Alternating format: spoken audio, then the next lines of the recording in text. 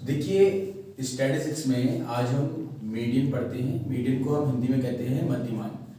मध्यमान क्या होता है, इसका जो नाम है आपका, देखिए मध्यांक इसको कह रहे हैं हम, यानी कि मध्य का अंक, बीच का जो अंक होगा उसको हम मध्यांक बोल देंगे। ठीक है। अनग्रुप डाटा में, अनग्रुप डाटा मतलब जो भी डाटा आपका, जो आंकड़े आपके सारणी में नहीं दिए होंगे, टेबल में नहीं दिए होंगे, उनको हम अनग्रुप डाटा बोलते हैं। ठीक है। तो इसमें यदि आपको मध्यांक निकालना होता है तो हम कैसे निकालते हैं? पहले तो एक व्यवहारिक जो तरीका है, जो जनरल तरीका है, उसको हम समझ लेते हैं। मध्य का अंक, लेकिन वो मध्य का अंक हम तब निकालेंगे जब हम जो दिया गया, जो हमको आंकड़ा है, जो दी गए हमको डाटा है, उसे हम एक प्रकार से असेंडिंग या डिसेंडिंग ऑर्डर में रख लेते हैं। तो देखिए यहाँ पर सबसे छोटा अंक कौन सा है, पहले हम उसको लिखेंगे 1, इसके बाद दूसरा 2, फिर 2, ठीक है ना। इसके बाद आपका है 4, राइट। तो 4 के बाद है 5, फिर 6, फिर अगेन 6 है, फिर 8 और 9। तो देखिए 1 2 3 4 5 6 7 8 9 और 1 2 3 4 5 6 7 8 9। तो 9 अंकों की जो ये श्रृंखला है, इसको हमने क्या किया है, असेंडिंग ऑर्डर में लिख दिया, यानी कि बढ़ते हुए क्रम में लिख दिया है। आपको देखिए पहले 1 आ रहा है, 1 के बाद 2 है, फिर 3 है। ठीक है, इस तरह से क्या बढ़ते क्रम में लिखा गया है। तो सबसे पहला जो हमारा स्टेप होता है मीन को फाइंड, सॉरी मीडियन फाइंड करने का अनग्रुप डाटा में, वो है कि rearrange the given data in ascending और डिसेंडिंग ऑर्डर। आप चाहें तो उसको डिसेंडिंग ऑर्डर में भी लिख सकते हैं। अगर डिसेंडिंग ऑर्डर में हम लिखते हैं तो देखिए क्या होगा, 9 8 6 6 5 4 2 2 एंड 1 1 2 3 4 5 6 7 8 9। तो ये घटते हुए क्रम में हमने क्या किया है, इन आंकड़ों को लिख दिया है। अब बढ़ते हुए क्रम में हो चाहे घटते हुए क्रम में हो, आपका जो उत्तर है वो सदैव एक समान रहेगा, यानी कि एक ही उत्तर आएगा, चेंजेस नहीं होंगे। अभी हम इसको जांच लेते हैं इसी प्रश्न में। तो 1 2 3 4, अगर हम 4 अंक बाईं ओर, तो 1 2 3 4 और 4 अंक दाईं ओर अगर हम छोड़ते हैं तो एग्जैक्ट मिडिल का जो टर्म है वो क्या है, 5। ऐसे ही नीचे वाली श्रृंखला में देखिए 1 2 3 4 बाईं ओर के 4 अंक और 1 2 3 4 दाईं ओर के 4 अंकों को छोड़ते तो मिडिल अंक क्या आपका 5 है। इस प्रकार से असेंडिंग ऑर्डर में या बढ़ते क्रम में, डिसेंडिंग ऑर्डर यानी घटते क्रम में, जब आप मीन फाइंड करते, सॉरी मीडियन फाइंड करते हैं तो उत्तर में कोई अंतर नहीं आता है। ठीक है। तो देखिएगा कि 5 क्या है, इसका मीडियन निकाल लिया है। ये तो एक सामान्य तरीका था, भाई आपको बीच का अंक चाहिए तो एग्जैक्ट बीच में क्या है आपका 5 है। क्यों है 5 बीच में, क्योंकि 5 के बाईं ओर भी 4 अंक है और दाईं ओर भी 4 ही अंक है। तो दोनों ओर समान अंक होने के कारण वो अंक जो है आपका बीच का कहलाता है।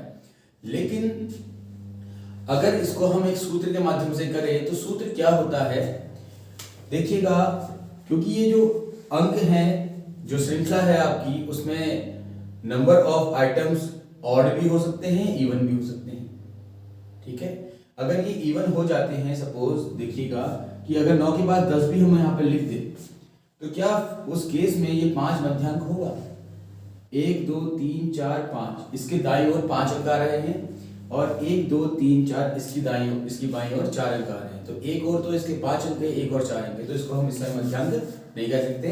तो उस केस में मध्य में 2 अंक हो जाते हैं, जैसे 5 और 6। अब 5 और 6 के दाईं ओर भी 4 अंक हैं और बाईं ओर भी 4 अंक हैं।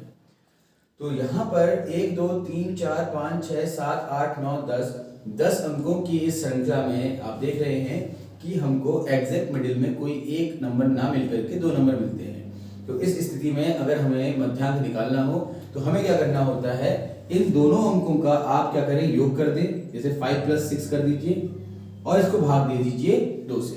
तो जो भी आपका रिजल्ट आता है वो इसका आपका मध्यांक कहलाएगा, यानी कि 11/2 अगर आपका आ रहा है, इसको लिखते हैं हम 5.5। तो यहाँ पर इस श्रृंखला का मध्यांक 5.5 हो जाएगा।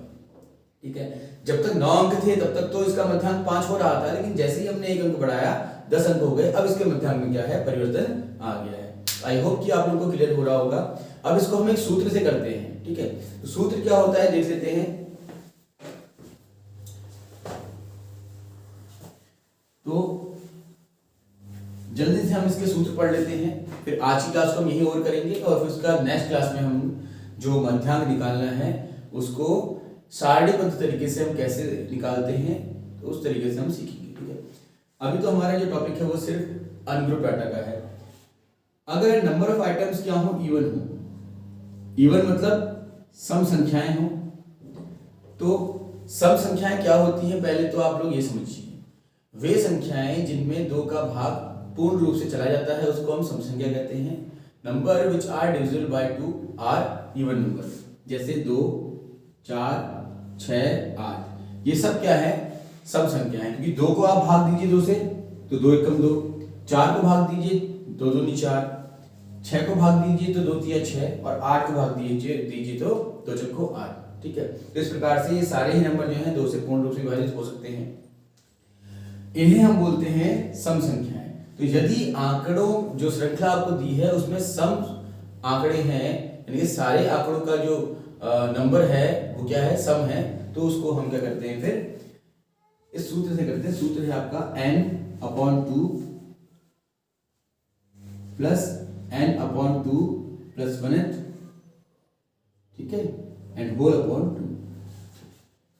तो दी गई संख्याओं को हम n कह देते हैं, तो n/2 पद और n/2 प्लस 1वां पद, इन 2 पदों को योग करके हम 2 से भाग देते हैं, तो हमें इस सम संख्या में मध्यांक की प्राप्ति हो जाती है। एक उदाहरण से इसको समझते हैं। देखिए उदाहरण आपके लिए दे देते हैं, 2, 8, 3, 1, 6, 4।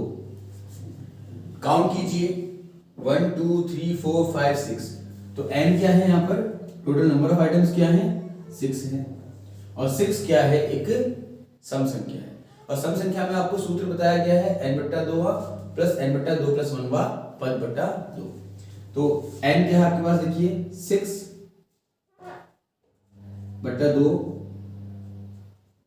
Plus 6/2 plus 1 and whole upon 2। ठीक है ना, तो 6/2 कितना हो जाएगा, देखिएगा 3, यानी कि थर्ड टर्म प्लस 3 धन 1 3 प्लस 1 एंड अपॉन 2।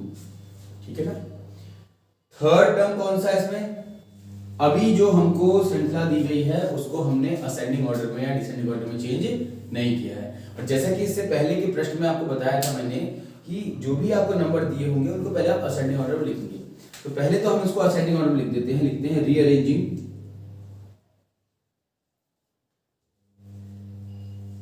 तो रीअरेंज करिए इसको, तो सबसे पहले आएगा 1, फिर 2, फिर 3, फिर 4, फिर 6 और फिर 8। अब ये हो गया है रीअरेंज और असेंडिंग ऑर्डर में। तो अब इसमें तीसरा पद कौन सा है, देखिए 1, 2, 3, तो तीसरा पद है 3, और इसके बाद 3 प्लस 1 कितना होता है, 4 होता है। तो third term plus fourth term upon 2। तो थर्ड टर्म आपका 3 है एंड फोर्थ टर्म क्या आपका 4 है, राइट। तो क्या करेंगे आप, 3, ये थर्ड टर्म हो गया, फोर्थ टर्म है 4। देखिए अभी तो ये कोइंसिडेंटली आपका थर्ड टर्म 3 और फोर्थ टर्म 4 आ रहा है ना, बट ऐसा जरूरी नहीं है, कोई भी नंबर आपका यहाँ पर हो सकता है। तो 3 plus 4 upon 2, this is 7/2 and this is 3.5। Clear हो गया। तो इस तरीके से इस श्रृंखला का मध्यांक निकलता है 3.5। आपको प्रक्रिया याद रखनी है, मैं एक बार फिर से बता दूं आप लोगों को कि सबसे पहले तो जो दी गई श्रृंखला है उसको आप चेक कर लेंगे कि वो श्रृंखला में जो अंक हैं, टोटल नंबर ऑफ आइटम्स हैं, वो क्या हैं, वो सम संख्या के अंतर्गत आते हैं या विषम संख्या के अंतर्गत आते हैं। तो इस प्रश्न में 6 अंक थे, n की वैल्यू 6 थी, 6 थी, तो 6 क्या है, सम नंबर है, सम अंक है, तो इसलिए हमने इसमें वाला फॉर्मूला लगाया है। ठीक है, लेकिन इस श्रृंखला को हम पहले सॉल्व करने से रीअरेंज करेंगे असेंडिंग ऑर्डर में, उसके बाद फिर इस सूत्र में हम रख देंगे और आपका जो भी उत्तर है वो आ जाएगा। आई होप कि आपको समझ में आया होगा। अब नेक्स्ट क्लास में जो ऑड नंबर्स की श्रृंखला है उसको हम कैसे सॉल्व करते हैं उस पर डिस्कशन करेंगे। तब तक आप इनकी प्रैक्टिस कीजिएगा। Okay, thank you.